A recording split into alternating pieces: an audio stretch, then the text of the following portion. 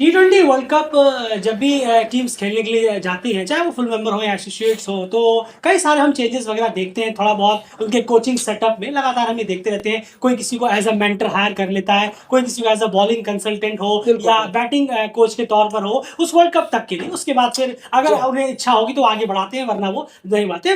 Majority of time नहीं बढ़ाया जाता बिल्कुल, है, बिल्कुल। वर्ल्ड कप तक ही वो रखा जाता है। कुछ और अलग अलग कोचिंग स्टाफ में इंक्लूड किया जाता है। कभी कभार कोई टेक्नीशियन वगैरह रख लेते हैं, फिटनेस ट्रेनर वगैरह रख लेते हैं। ये सब चीजें होती रहती है। तो अगर आप देखेंगे रिसेंटली अभी कल ही अगर आप देखें, नेपाल ने भी कहीं ना कहीं एक बॉलिंग कंसल्टेंट अपने साथ जोड़ा। अगर हम बात करें इयान हार्वे, जो बिल्कुल, कि फॉर्मर ऑस्ट्रेलियन क्रिकेटर है, उनको उन्होंने जोड़ा। और अगर आप देखें, कल ही कतर ने भी मेरे ख्याल से अनाउंस किया कि अल्ताफ खान, मेरे ख्याल से यही जी हाँ, जी हाँ, जी हाँ। अल्ताफ खान, वो फील्डिंग कोच बिल्कुल, उन्होंने हायर किया है, न्यूली अपॉइंट। न्यूली अपॉइंटेड है। और वो पाकिस्तान के लिए भी फील्डिंग कोच कोचिंग का रोल कर चुके हैं। 2023 से 2024 तक पाकिस्तान के वो फील्डिंग कोच थे और फॉर्मर पाकिस्तान के फर्स्ट क्लास क्रिकेटर भी हो रह चुके हैं। तो वो उन्होंने ज्वाइन किया। तो एक चीजें जोड़, कतर वर्ल्ड कप में नहीं है, लेकिन उन्होंने अपने पूरे सीजन के लिए जोड़ा है यहाँ पर। तो कई टीमें कुछ ना कुछ जोड़ते होते रहते हैं। श्रीलंका ने मेरे ख्याल से लसित ऐसा मलिंगा। बैटिंग कोच जोड़ा है, किसी जो राठौड़ कोच या बिल्कुल, जो बिल्कुल। विक्रम राठौर, मिस्टर विक्रम या राठौर। उनको भी उन्होंने जोड़ा हुआ है। लसित मलिंगा को उन्होंने as a bowling bowling consultant. Consultant जी जोड़ा हाँ। हुआ है। तो ये टीमें जोड़ती रहती है। एसोसिएट्स ने रिसेंट ये चीज जोड़ी है नेपाल ने। जी हाँ,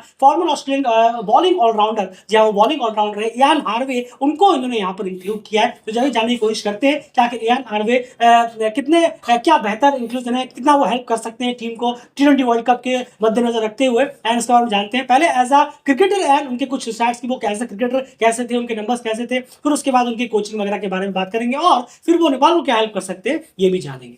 बिल्कुल, अगर हम देखें उनके मिस्टर हार्वे के थोड़े करियर को अगर हम देखें तो 73 ओडीआईज़ वो खेल चुके हैं, अगर हम उस पर नज़र डालें। जी हाँ, और 715 रन। बिल्कुल 715 रन उन्होंने बनाए हैं, जी हाँ, बल्ले से बल्ले से जी हाँ, बनाए हैं। और 85 विकेट्स। 85 यानी कि 85 विकेट्स भी उन्होंने साथ ही निकाले हैं। ये मिस्टर हार्वे के ओडीआई के फिगर्स हैं। और वहीं पर अगर हम थोड़ा नजर डालें फर्स्ट क्लास में, तो 165 मैच मिस्टर हार्वे ने खेले हैं, जिसमें 8,400 तकरीबन रन और सॉरी 425 विकेट। खासा एक्सपीरियंस या जी हाँ, अनुभव आप जो कहें, वो बहुत ज्यादा साफ झलक रहा है मिस्टर हार्वे के करियर। बिल्कुल। उसके बाद लिस्ट ए के नंबर्स आपके सामने हम रखते हैं। 305 मैचेस, यानी 300 प्लस उन्होंने लिस्ट ए के मैचेस खेले हैं। तो एक्सपीरियंस तो अच्छा खासा है।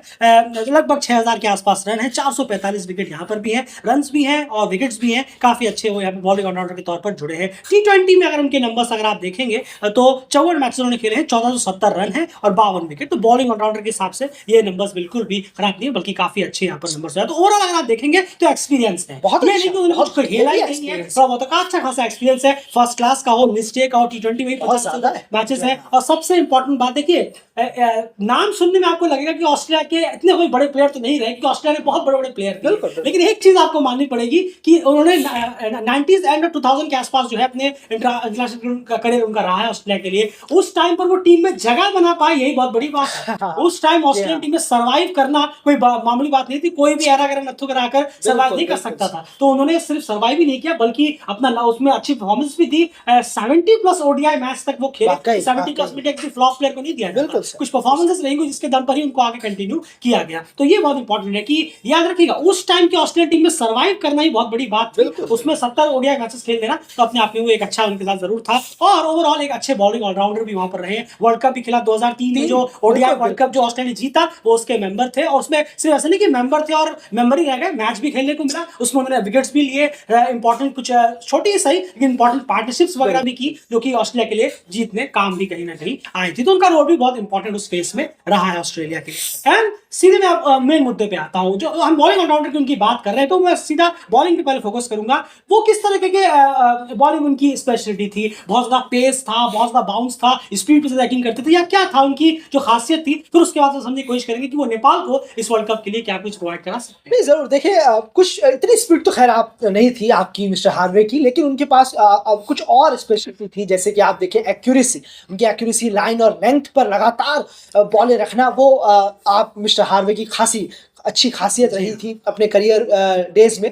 और डेथ बॉलिंग में खासा अनुभव रखते हैं मिस्टर हार्वे। अगर हम देखें, बहुत ज़्यादा एक्सपीरियंस ज़रूर है उन्हें डेथ बॉलिंग का। और वेरिएशंस है, एंगल्स है, डिफरेंट एंगल्स है, यानी कि ऑफ कटर, लेग कटर, इसका खासा इस्तेमाल भी वो अपने करियर के दौरान कर चुके हैं। अगर चाहे काउंटी का करियर रहा हो या डोमेस्टिक रहा हो या इंटरनेशनली, जी। जब आप मिस्टर हार्वे खेले थे अपने डेज में, तो इन सब बॉलिंग का अच्छी लाइन लेंथ के साथ, वेरिएशन के साथ, एंगल्स के साथ और डेथ स्पेशलिस्ट यानी कि डेथ ओवर में खासा इंप्रेसिव रहे हैं अपने करियर के दौरान मिस्टर हार्वे। बिल्कुल, तो यानी क्लियर बात इससे एक चीज समझ में आती है कि वो ज्यादा ब्रेन विद अ पेस ज्यादा, माफ कीजिएगा, बॉलर विद अ पेस ज्यादा बॉलर विद अ ब्रेन वाले गेंदबाज थे, इसमें कोई दोराई नहीं है। स्मार्ट बॉलर रहे हैं और इस तरीके से ने कहा वेरिएशंस, एंगल और लाइन इन सब पे उनका एक्यूरेसी, इन सब पे उनका ज्यादा फोकस रहता था उनके जब बॉलिंग वो कराने के लिए उतरते थे। ज्यादा पेस के लिए जाने जाते थे, लेकिन ये सब चीजें उनकी काफी बेहतर थी। तो ओवरऑल देखिए, इससे अगर आप कनेक्ट करेंगे तो आपको नेपाल की बॉलिंग यूनिट से भी काफी इसका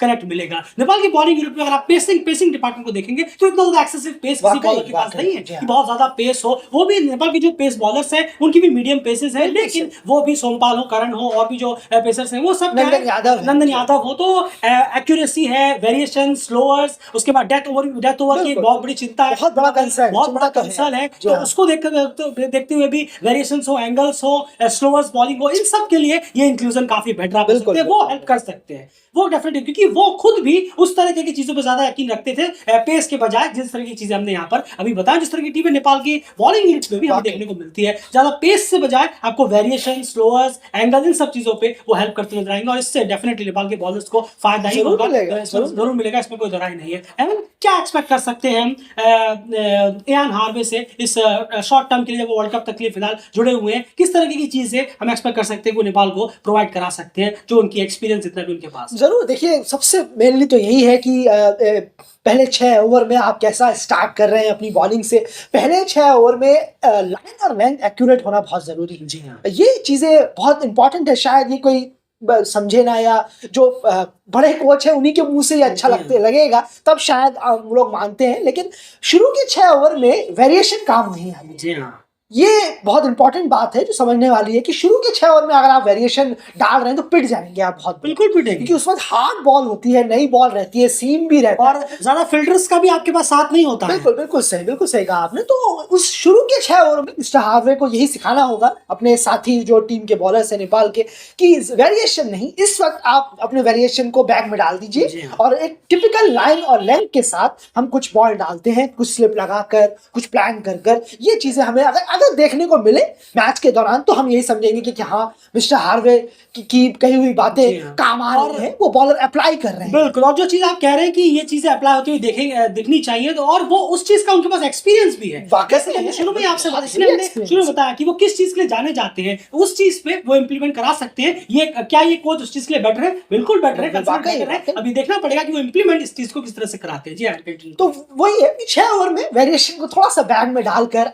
मिस्टर हार्वे अगर अपने बॉलर से कहें कि भाई अब आपको सभी को ऐसे चलना है, कुछ लाइन लेंथ को पकड़कर और अपनी सीम को पकड़कर चलना है, लेकिन वहीं पे डेथ फेस पे अगर आप आएंगे तो यहाँ पर ये काम नहीं करता, टोटल पोल्स अपार्ट क्रिकेट हो जाता है। जब आप 16 से 20 ओवर के बीच आते हैं, तब यहाँ पर जो सर की स्पेशलिटी रही है मिस्टर हार्वे की करियर के दौरान, slower, cutter, angles, hard length, बिल्कुल सही कहा आपने, हार्ड लेंथ पर बॉल डालना, फील्डिंग कॉम्बिनेशंस, बिल्कुल। तो ये कुछ 4-5 चीजें हैं जो बहुत ज्यादा इस्तेमाल करना होगा नेपाल के बॉलर्स को मिस्टर हार्वे का एक्सपीरियंस लेकर। तो ये चीजें मिस्टर हार्वे अगर अप्लाई कराएं अपने नेपाल बॉलर्स से, तो बहुत उम्मीद होगी कि कुछ अच्छे इंपैक्टफुल रिजल्ट्स हमें देखने को मिल सकते हैं पेस बॉलिंग के साथ। बिल्कुल सही कहा, ये बहुत इंपॉर्टेंट है। और एक चीज और यहाँ पर मैं ऐड ऑन करना चाहूंगा, वो है फील्डिंग कॉम्बिनेशन। मैं थोड़ा बात कर लूं, फील्डिंग कॉम्बिनेशन कई बार होता है यार, हम ये देखते हैं कि बॉलर ने बॉलिंग अच्छी करा, बॉलिंग उनकी लेंथ अच्छी रही है या बॉलिंग बेटर, लेकिन उनकी फील्डिंग प्लेसमेंट बहुत खराब है। कई बार होता है, आपको इस बार फील्डर ही नहीं,